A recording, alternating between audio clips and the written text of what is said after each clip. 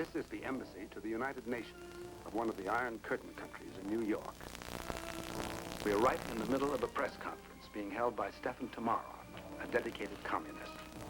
But more than that, he's a member of his satellite nation's Politburo and its Minister for Economics and Foreign Trade. This is Comrade Minister Tamarov's first visit to the United States. Wouldn't it be interesting to know what he's actually feeling and thinking? Wouldn't it be interesting to get inside his mind? Well, let's try.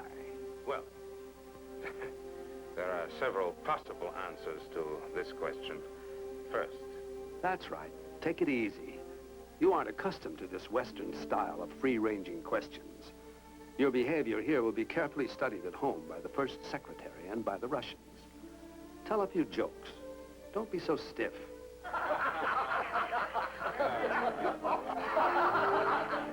That's it. They're laughing. Now let's take a quick look at your old friend Andreas Brim, head of your United Nations delegation. He's had experience with this sort of thing. Andreas looks pleased, if you can believe his reaction. Look at Zvezda. You know your own daughter wouldn't lie to you. Well, gentlemen, I'm sorry, but I will have to leave now. Thank you very much. Thank you.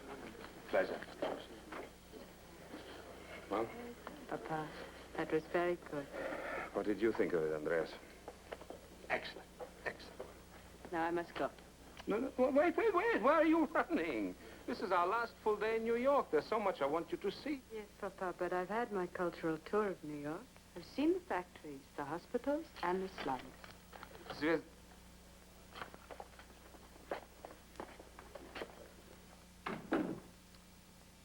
Running out like that. She wouldn't do that at home. But Zvezda is a big girl now, Stefan. It's just as well that we're leaving. Yes, you're leaving. And we haven't even had a chance to talk. I look forward to your visit. Tell me, Stefan, how long is it really since we sat down together? Oh. How do things at home strike you? Well, we're moving ahead at great speed. After all, we're in the middle of our second five-year plan. The talk here is that we're due for a shake-up at home. A shake-up? Stefan, we need great changes. For our own good. For the party. Careful, Stefan. There's something about this conversation that doesn't sound just right. Andreas is up to something. You'd better watch your step. Stefan, it's common talk. And I know, don't ask me how, but I know that you share these same feelings. And if a change should come... You better stop right here. I said, if a change should come, you are the one to replace the first secretary. Andreas. Of course, it would have to be done by a vote in the Central Committee, but I know, and the others agree with me, that you can do it.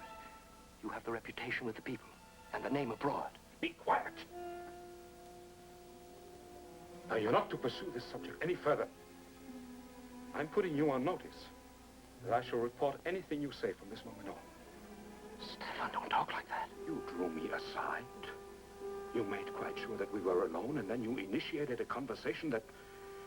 If you were anyone else, I would have to call treasonous. But it's you and I. I am not interested in any plot or plan or scheme to replace the first secretary. Perhaps you've been away from home too long for your own good. Stefan, you won't make an issue of this. Remember what we've been through together from the time we were little boys. Surely you...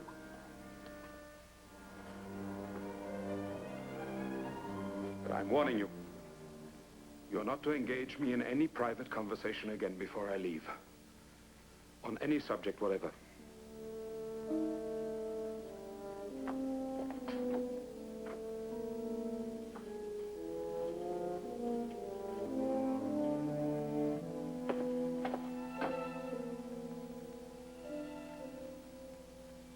Thank you.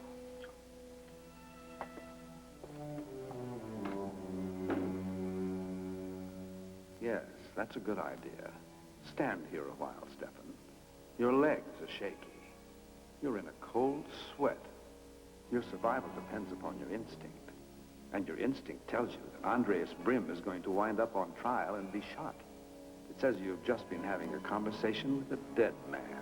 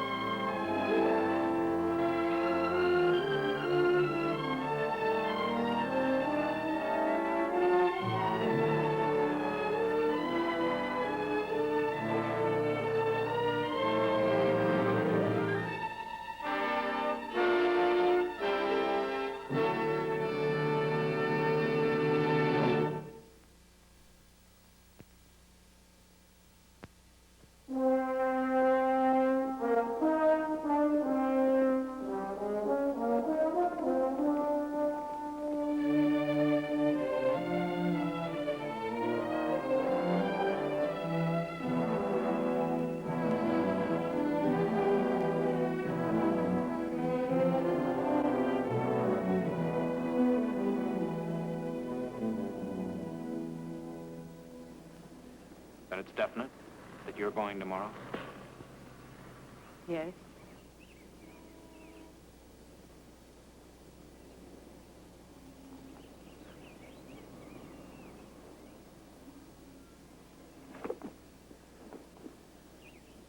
It's been the happiest 2 weeks of my life. No, it hasn't. It's been awful. Please.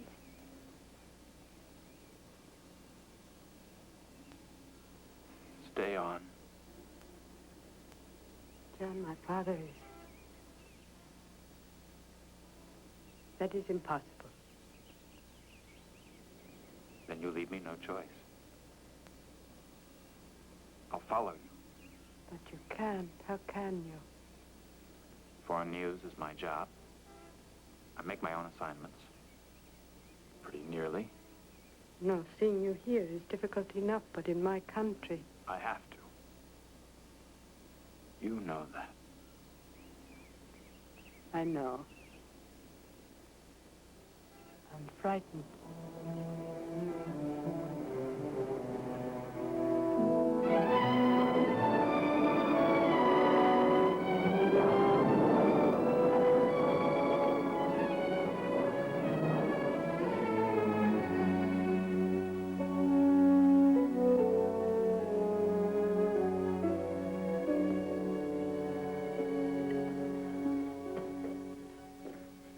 Good morning, Stefan. Good morning, dear. Rosinski should be here any minute with the car. Don't hurry your breakfast. We've had a late evening. Good morning. Morning. We should have left early. The revolution has progressed to the point where we can observe the social conventions.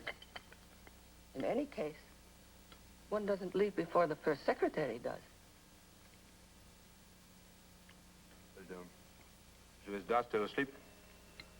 She was out even later than we. I suppose they went somewhere after the ballet. The American again? The minister's secretary is here. Well, ask him in. Come in, please.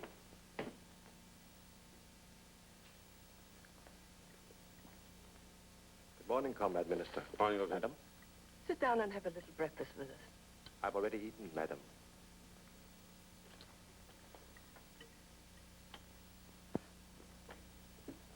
Well, Rosinski, tell us what's happening outside. The weather is inclement, madam. Not the weather, the world. What news? Deputy Minister Grimm and his family have returned from abroad. When? Yesterday. You sure? Rosinski never makes a mistake, my dear. You ought to know that by now. After so many years, I must try and see Lenya Grimm right away. Well, well. That's interesting news Rosinski brings, isn't it? After so many years, Andreas is home again. Suddenly, quietly. But that's not the way a man is returned when he's in favor. I see no notice of Grimm's returning in the paper. If the Comrade Minister permits, there is no notice. I checked. I expect his return for the All Nations Peace Parade this afternoon. He is not listed to be on the reviewing platform. And how the devil do you know he's here? I observed on my way home last night that he's in residence. I stopped and asked the guards. They confirmed it. Well, what's on the agenda today?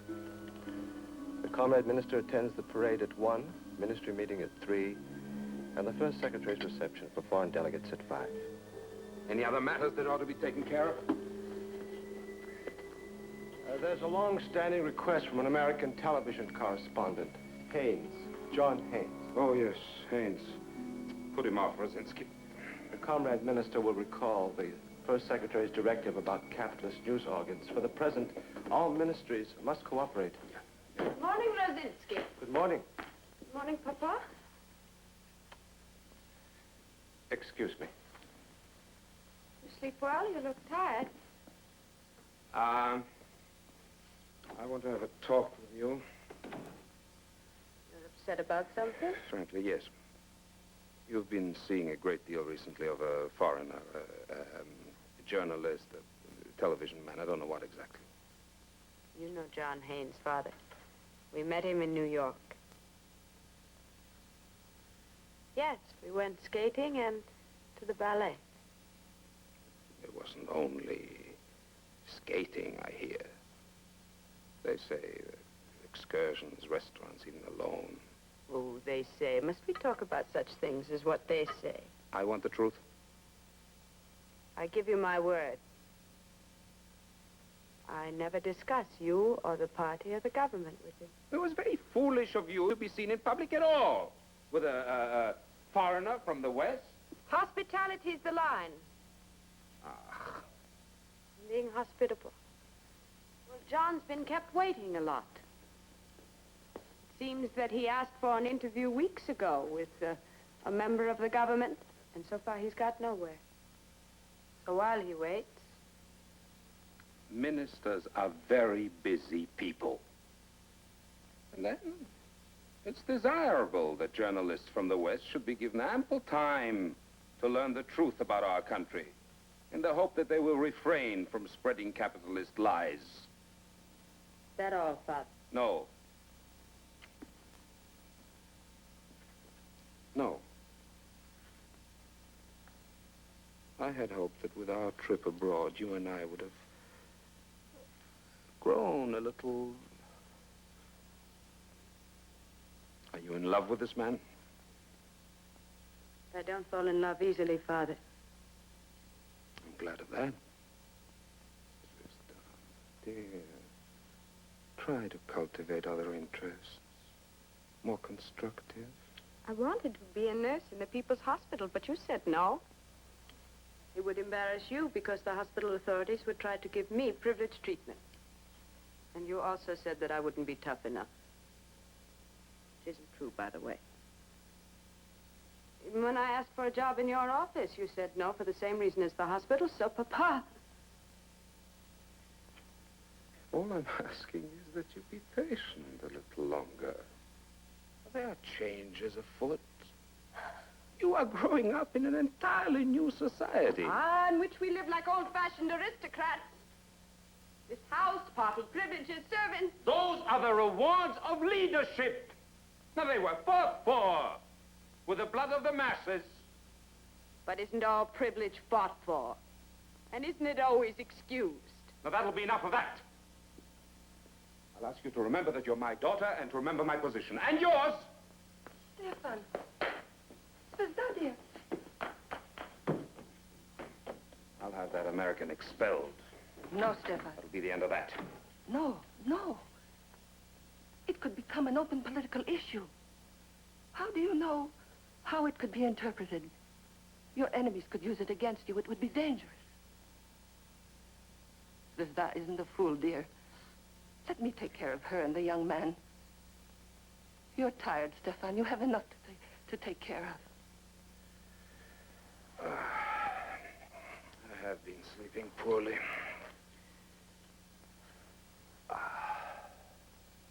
Strange that we haven't heard about Vrim. I couldn't reach their house just now. The phone seemed to be out of order. Nonsense. Andreas Vrim is a deputy minister. People of that rank don't have telephones that are out of order for more than a few minutes. I even spoke to the supervising operator. She said the phone was working. Precisely. The Minister of Communications attends to the telephone service of cabinet ministers, if nothing else. It wasn't a normal sound. Someone should have been at the house, if not Lenya or her daughter, at least a servant. I don't know. You don't suppose Andreas is...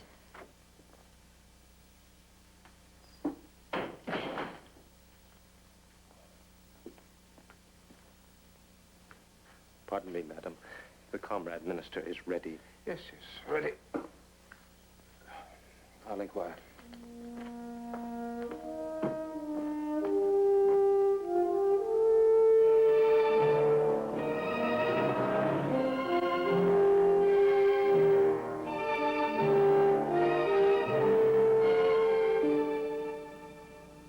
Yes, close your eyes, Stefan. You're tired.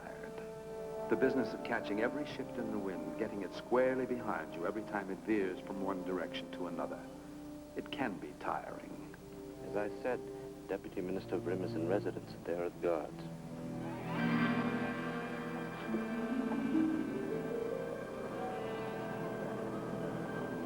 So many of them? It could be the relief patrol. It's about the time night sentry is relieved. Yes, of course. You mustn't look back, whatever you do. If Andreas is under guard at home, that's why the phone wasn't answered.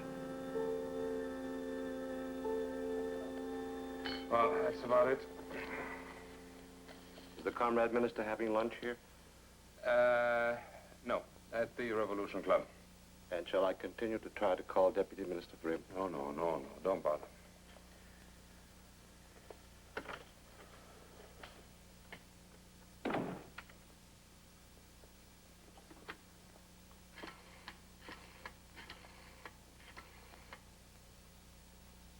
What number are you calling, comrade? 4366. The number you are calling is a residence of Comrade Minister Andreas Grimm. I know that.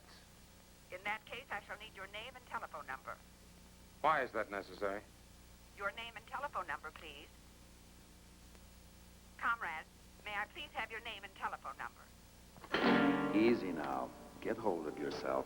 Certain things are already clear, but that still isn't proof. See what else you can find out when you have lunch at the club. But discreetly, of course. If your political education has taught you anything, you must know that the art of survival demands a cool head.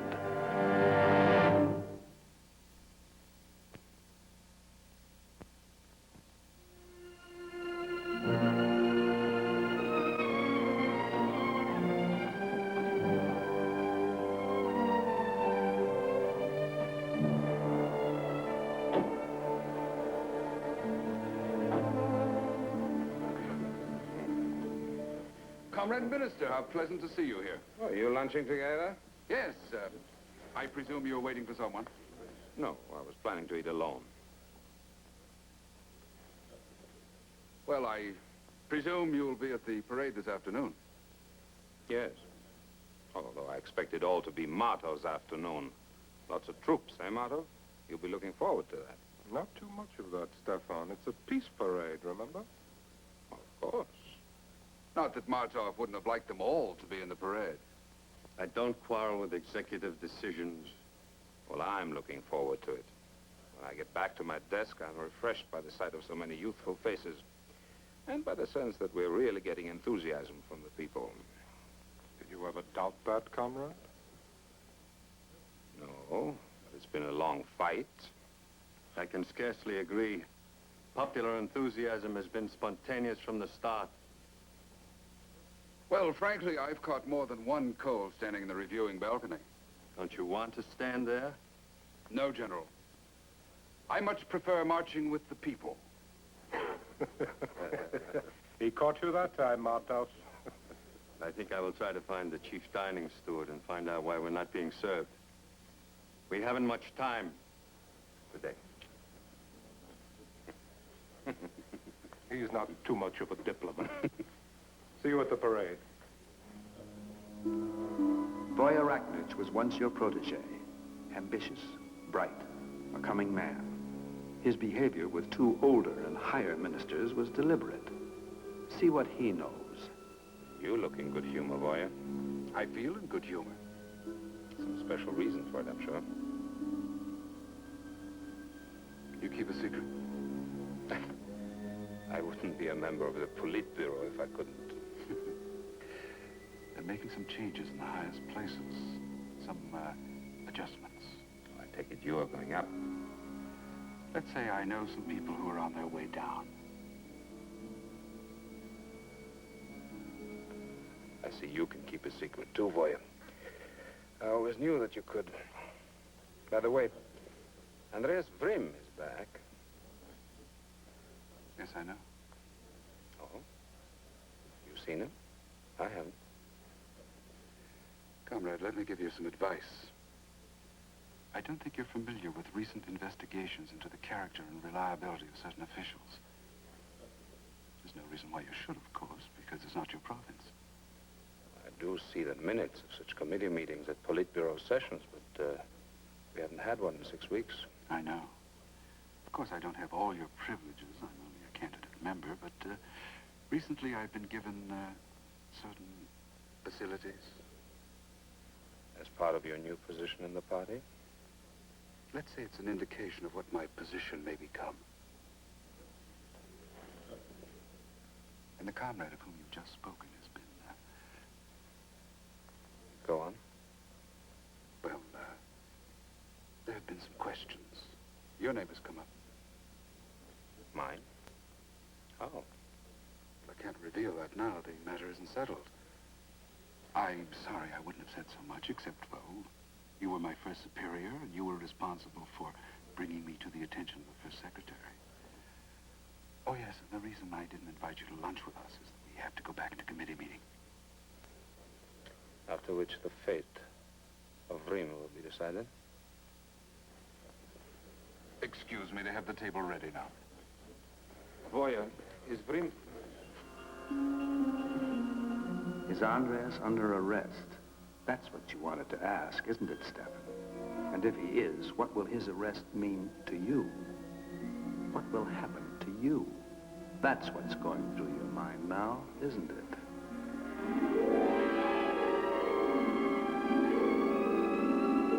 Now, Comrade Brzezinski, tell us how Stefan Tomarov behaved when he first learned that Andreas Vrim had been returned from America. He was most upset. At the office, he was eager to reach Andreas Vrim by telephone. Extraordinarily eager, would you say? I had never seen him express such urgency in a matter. And then? I happened to pick up the extension to make a telephone call and heard Stefan Tomarov in conversation with the switchboard operator. When she asked him for his name and telephone number, he hung up without responding. Comrade Hanerske. I have known Stefan Tomarov since 1926. Did you know him well enough to know who were his intimate friends? Yes, Comrade Prosecutor. Was Andreas Vrim a close personal friend of his? The closest. They did indeed write a book together. Foundations of Marxism by Andreas Vrim and Stefan Tomarov. A book full of distortions and false positions, officially denounced as right-wing deviationist. Comrade Maria Tomarov, your husband and Andreas Vrim are close friends, are they not? They are lifelong friends. They both served in Spain together as political commissars. And they kept up a continuing intimate relationship, although separated by party work? Yes. So when Andreas Vrim proposed treason, it is reasonable to suppose that he was only voicing something your husband thought as well? My husband is innocent. Vezda, Tomarov. You saw this bourgeois Western capitalist correspondent over and over again, didn't you? Without my father's consent or knowledge. But you saw him, did you not? Yes. And your father met him in New York, did he not? Yes, he did. In the same place where your father and Andreas Vrim plotted against the state and the first secretary. Stefan Tomarov. Did you know it was treason he was proposing? Yes, I knew. And knowing it was treason, you agreed with him, didn't you? Knowing he was proposing a counter-revolutionary plot, you didn't report him. You didn't expose him. Answer! Answer! Comrade Minister! Comrade Minister! Comrade Minister! Comrade Minister! Comrade Minister! Comrade Minister! Comrade Minister. Comrade Minister. What? Your table is ready. I regret the delay. I'm not hungry. I don't want to eat.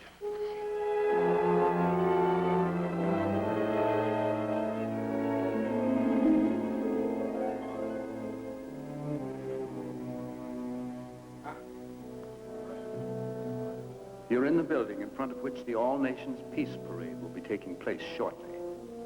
Here you can find out for sure by checking your position on the reviewing podium.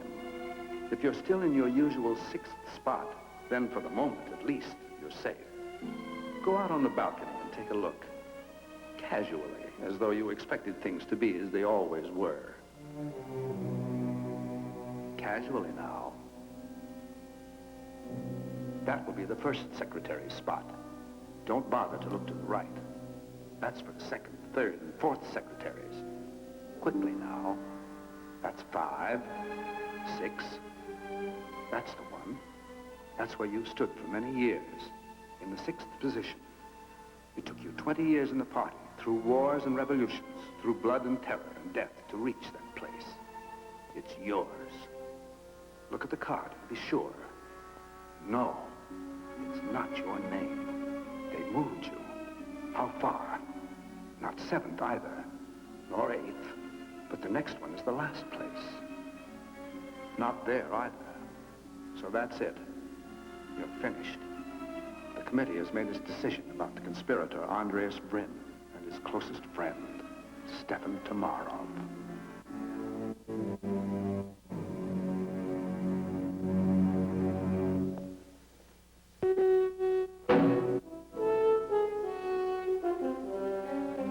There's the first secretary. You can't let him see you and cut you publicly.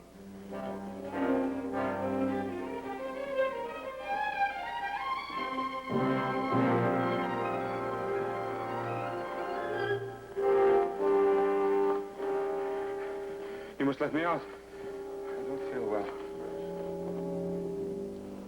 You can't ride around forever. The essential thing is not to panic. They once said you were the smartest man in the underground. Devise a plan. You can find a way back into their trust and confidence. You can. You must. Telephone, madame. Will you excuse me, ladies? I will be back in a moment.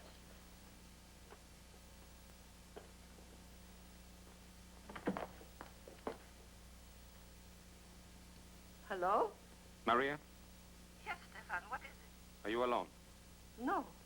I have some ladies for tea. They were on the verge of insinuating that Zvezda and the young American... Get rid of them as soon as you can. I'm coming home. I must talk to you. Is something wrong, Stefan? Just see that they go. I'll be home in an hour.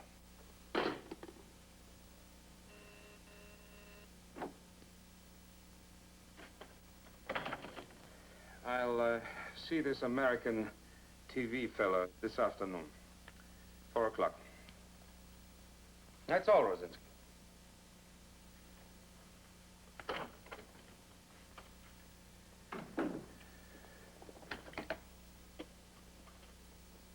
Now, transportation?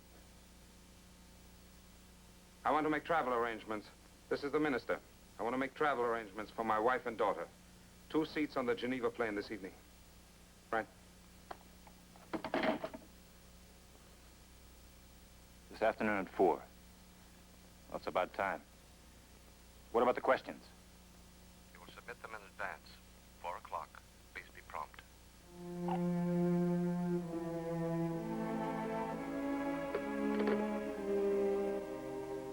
I wonder what made him change his mind. You made it up for him. He'll make you leave the country as soon as you get that interview. He said that? It's my country, John, I know. If it were just you and me, he could have had me expelled. Why didn't he? It looks politer that way. And there, I knew we faced this from the beginning. There was no way out. Now it's coming to an end. And I can't. I'm going to get you out of here. I don't know how or when, but I'm going to.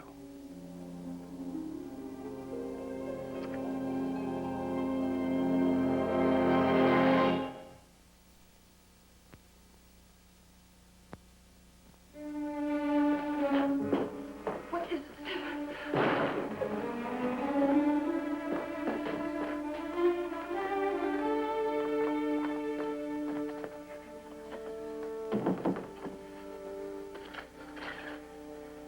No.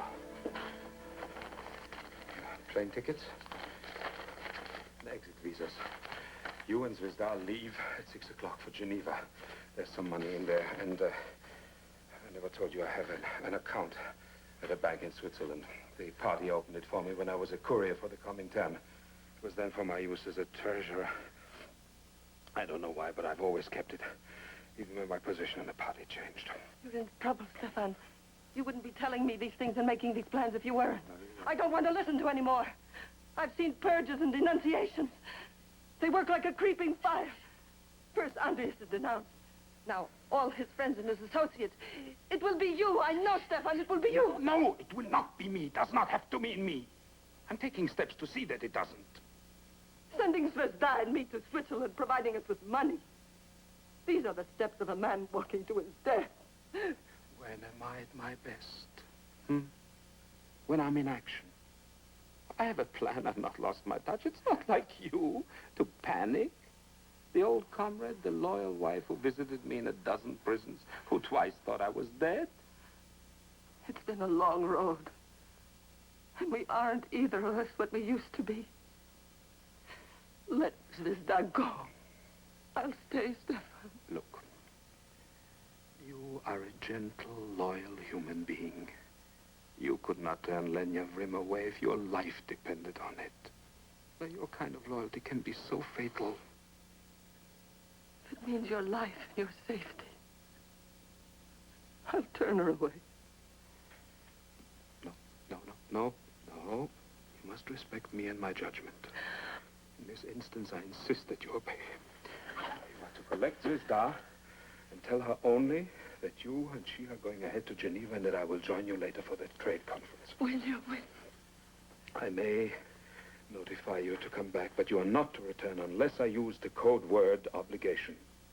You understand my meaning?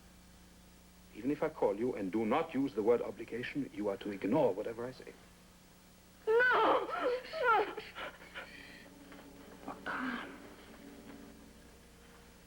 We've made such arrangements before. Be careful. I'm weary for you.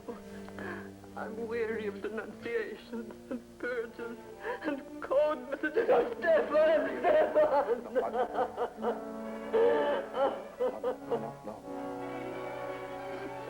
Have a safe journey.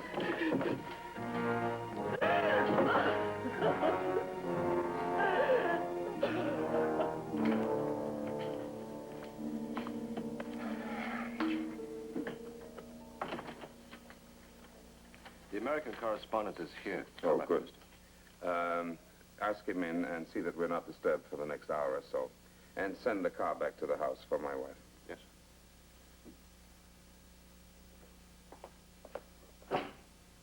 Mr. Haynes, please. Mr. Haynes? Well, it's been a long time. As you remember, we met in New York. Yes, please sit down. I suppose you've read the questions? These are not questions, Mr. Haynes. They're provocations. They're the subjects the American people are interested in. In the first instance, the Soviet Union is not subsidizing any of our agricultural output, as you suggest. Our leadership has not drifted away from the people, and there has been no plot against the first secretary. That's all lies and insinuations. I won't even dignify them with an answer. I think we both wasted our time. What I don't understand is why you asked me to come here. Frankly, Mr. Haynes, I had hoped that if I granted you some sort of an interview, you would no longer have any reason to stay here, no longer any opportunity to meet my daughter. And you know about that? I do. And I deeply disapprove. Suppose I were to tell you that I love her and that I want to marry her? Frankly, Mr. Haynes, I couldn't be less interested. I assume the interview is off. Just a moment. No, the interview is not off. If I answer your questions, will you leave with your film immediately tonight? That doesn't mean I won't try to see your daughter again in the future. We'll ignore that for the moment. You realize, of course, that you'll have to submit the film to the censors at the airport. I do. But I'm sure that they'll show you every conceivable courtesy. Now, about the investigation into a plot against the first secretary, much that has been printed in your Western press has been distorted, but nonetheless sometimes there is a grain of truth at the bottom of falsehoods. Then there was a plot. By whom? A band of anti-party reactionaries who failed to interpret correctly the official policy pursued by our government. And the leader? Is he a member of the Central Committee? Well, let's say that the leader is a person still holding a high party position who organized the plot from abroad while in the pay of Western imperialist circles. Would you name him? Well, suppose I suggest a name. I hear Andreas Vrim has left New York. If I should ask you, would you confirm? we'll see. Where is your equipment? Outside. We'll be set up in 5 minutes.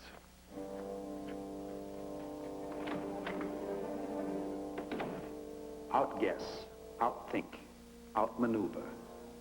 Is this all you've learned in 25 years? What's happened to the lofty ideals, the dreams, the ambitions? Once your goal was to be first secretary. Now it's self-preservation.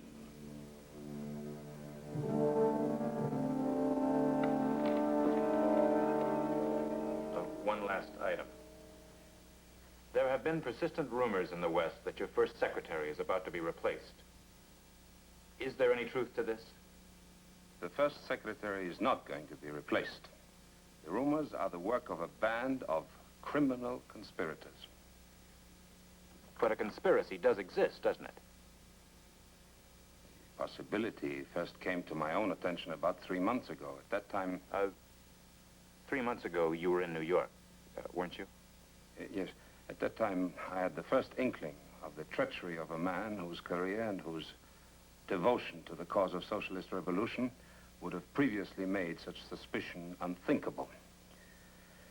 From that moment on, I placed myself on guard against this man and made it my duty to keep a watchful eye out for his fellow conspirators. While you were in New York, your host was Deputy Minister Andreas Vrim.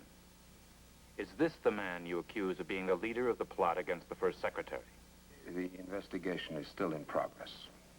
But you refer to the first inkling of the conspiracy by a man whose career would have placed him above suspicion. Wouldn't that describe Deputy Minister Andreas Vrim? It is you who say it, Mr. Haynes, not I. It's all done now, isn't it? The film will be run by the censor at the airport, and you will have cleared yourself. Haynes gave you a chance to be the first denouncer. A brilliant plan, Stefan. Brilliant.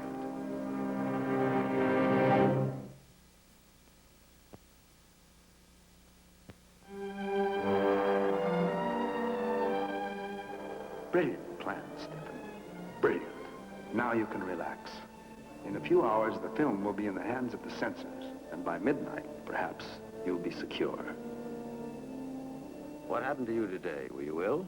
People told me you left before the parade, pale, obviously in pain. Yes, as a matter of fact, I wasn't feeling too well. You must take care of your health. I will have my personal physician examine you, Stefan. Oh, that's very kind of you, sir. But... Nonsense. I have a surprise for you that will cheer you up. Look. How are you, Stefan? Tell him to take care of his health, Andreas.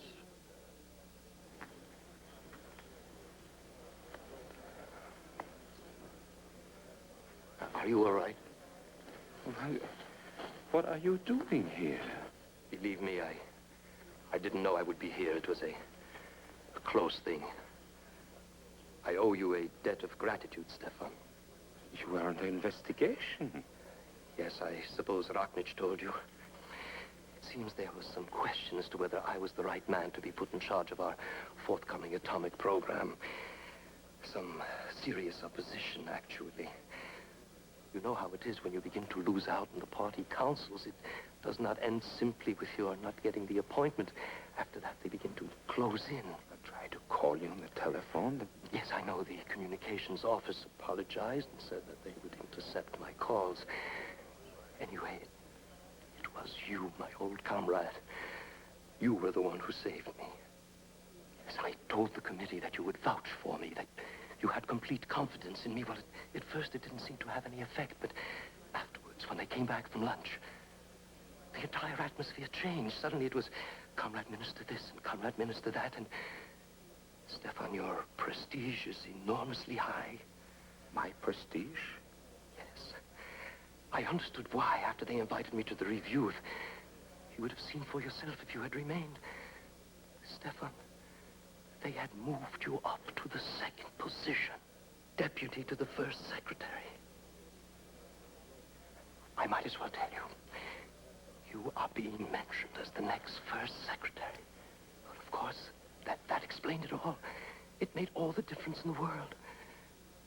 I can't tell you how I feel, not only for myself, you understand, but to see how high you have risen. Look, Stefan, I have always had faith in you. Even in New York, when we had our talk, I realize I sound as though I'm babbling, but I'm so grateful, so deeply relieved to be on the brink, to be brought back by the astonishing success of an old comrade, and now to be promoted, Stefan, in charge of our entire nuclear project.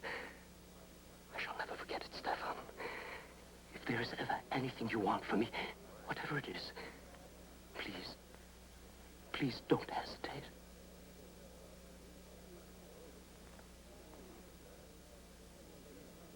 Stefan, you're not leaving, I hope. I'm afraid I must, comrade. I have something urgent to attend to. You work too hard, Stefan. I am giving a supper party later this evening, where I shall make an official announcement of great importance to you. As you are the guest of honor, I trust you won't be leaving that as well. Oh, no, I shall be there. I suppose Rim has been filling your ears with thanks. Well, as long as you have faith in him, Stefan. Thank you.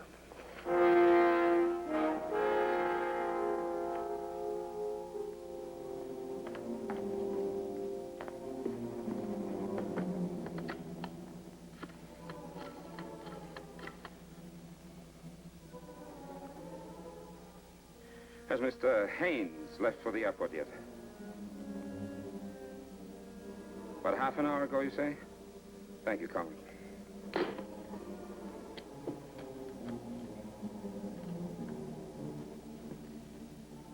This is the minister. Get me the chief censor at the airport security office. Yes, Comrade Minister. This is Major Stussy. Has Mr. Haynes arrived yet? Not yet, but we have been fully alerted. I want that film confiscated at once, Major. And I want it delivered to me personally at my home no later than 9 o'clock this evening. This is a matter of state security, and I shall hold you personally responsible for the film until it is in my hands. Do you understand? Yes, Comrade Minister, I completely understand. And I shall take full charge of the matter myself. You may trust me.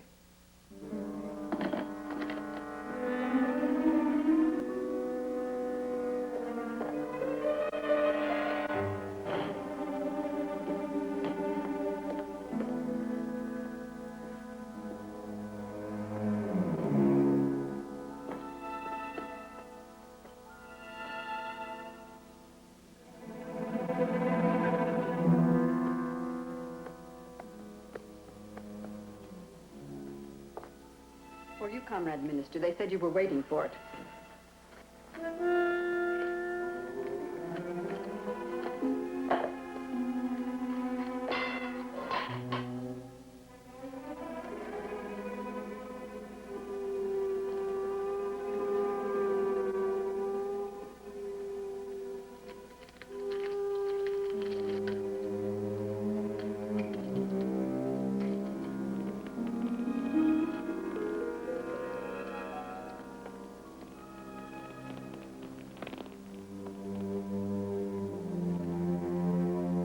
Comrades, I have the honor to present to you the new Deputy First Secretary, Comrade Stefan Tomarov.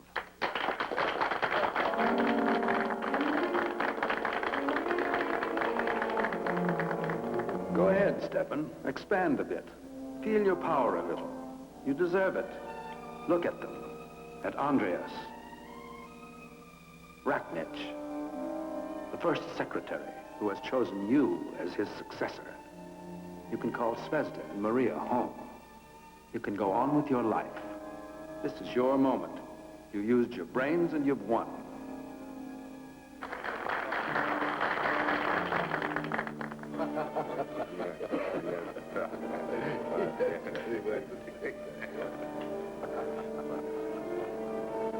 Oh, excuse me. Well, that's the beginning of many private, high-level meetings, Stefan.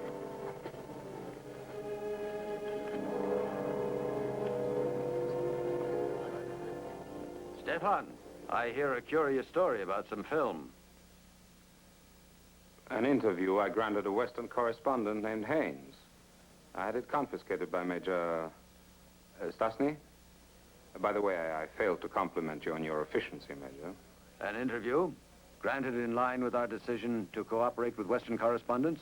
Precisely. Marvelous. Then we must see this film. I'm afraid that it will be impossible, comrade. There were some errors in it, and I destroyed it.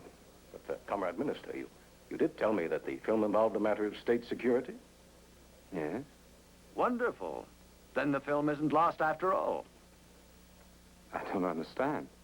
Well, naturally, in such cases, as a matter of routine, a copy of the material is kept. I couldn't give you the original without having it copied, Comrade Minister. Then our chance to see the new Deputy First Secretary won't be lost after all. I take it you brought the film with you, Major? Yes, it's ready for screening. Fine. Comrades, you are all invited to the screening room to see an interview that our dear friend Stefan has given.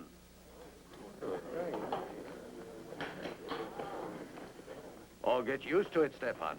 You'll be doing much more of this as time goes on.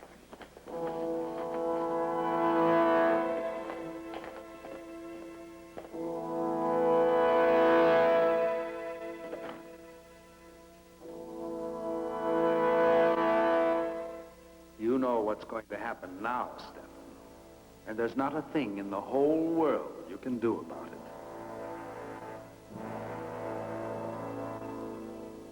What happened when you drove past the Vrim residence? He was most curious as to the guard posted. Extraordinarily curious, would you say? Extraordinarily. Andreas Vrim, you and Stefan Tomarov are friends, are you not? Yes. Lifelong friends. Was it not you who first introduced Tomarov to the correspondent Haynes, who 2 months ago married Tomarov's daughter in Geneva? Yes. So it would be reasonable to suppose that the plot included not only the accused, Stefan Tomarov, but Tomarov's wife and daughter, the correspondent John Haynes, and others who are now spreading lies from their safety abroad. Yes. And in New York, did you not know it was treason you were discussing? Yes, Comrade Prosecutor. I know it. He is a traitor. He tried to draw me into his plot, but I refused. I am innocent. I should have reported him then. I should have denounced Stefan Tomarov as a traitor to everything he once believed in. To everything we fought for. To friendship, loyalties, to those who trusted him. A traitor to me and every faithful comrade, and I denounce him. I denounce him. I denounce him. I denounce him. I denounce him. I denounce him. Strange. Why does it seem that a load has been lifted from your shoulders? You're going to prison, Stefan, but you're through with the eternal schemes and calculations and betrayals. You won't have to guess anymore whose hand is against you in the jungle and how you may strike first. You're going to prison, Stefan Tomarov, but you're free of them.